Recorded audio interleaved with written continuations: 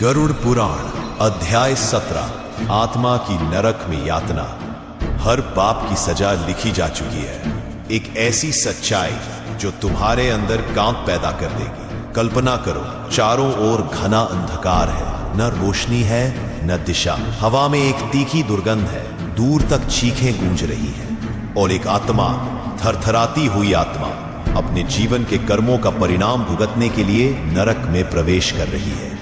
गरुड़ पुराण के 17वें अध्याय में भगवान विष्णु उस रहस्य को उजागर करते हैं जहां हर पाप का स्थान निश्चित है और हर अपराध की एक तय यातना है। ये कोई काल्पनिक स्थान नहीं, यह नरक का वह भयानक सच है जहां आत्मा को केवल इसलिए भेजा जाता है क्योंकि उसने जीवन में सत्य को ठुकराया, धर्म को दबाया और पापों में लिप्त रहा। जिसने माता पिता को तिरस्कृत किया, जिसने झूठ, धोखा, लालच और हिंसा से दूसरों का जीवन बिगाड़ा, जिसने स्त्रियों का अपमान किया, ब्रह्म हत्या या गौ हत्या जैसा पाप किया, जिसने निर्दोषों को सताया, अमानवीयता दिखाई, ऐसे हर व्यक्ति के लिए विशेष नरक है। जैसे तामिस्र, रौरव, महारौरव, कुंभीपाक और हर नरक की यातना इतनी भीषण है कि आत्मा रो रो कर केवल एक ही विनती करती है, मुझे फिर से जीवन दो,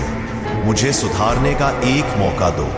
पर वहां कोई सुनता नहीं, क्योंकि न्याय चल रहा होता है, शुद्ध और निर्विवाद न्याय। आत्मा को उबलते तेल में डुबोया जाता है, कांटों से भरे रास्ते पर नंगे पैर चलाया जाता है, गरम लोहे के पिंजरों में कैद किया जाता है, उसे कुत्तों और कौवों से नोचवाया जाता है।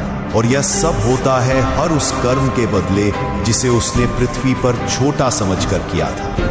यह अध्याय केवल डराने के लिए नहीं है, यह अध्याय चेतावनी है कि इंसान को अपने कर्मों का ध्यान रखना चाहिए, क्योंकि आज जो तुम मजाक समझ रहे हो, कल वही तुम्हें रुलाएगा। आज जो तुम चोरी चुपके कर रहे हो, कल वही यमदूतों के सामने उजागर होगा।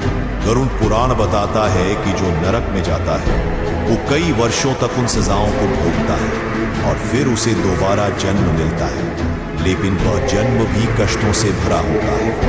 तो अभी समय है, अपने जीवन को मोड़ दो सत्य की ओर, सेवा की ओर, धर्म की ओर, क्योंकि जब मृत्यु आएगी तब कोई उपाय नहीं बचेगा, तब केवल परिणाम मिलेगा।